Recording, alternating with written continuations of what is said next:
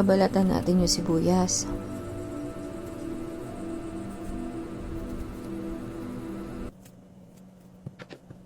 Hihiwain.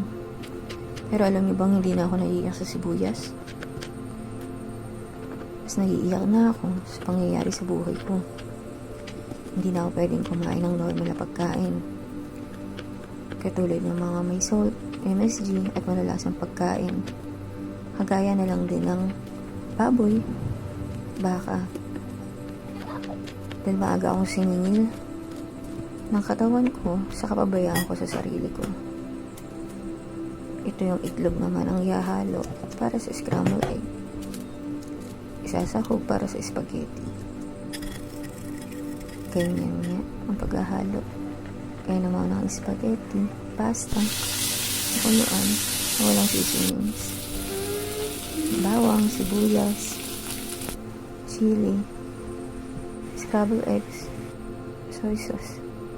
Ayan na. Tapos na.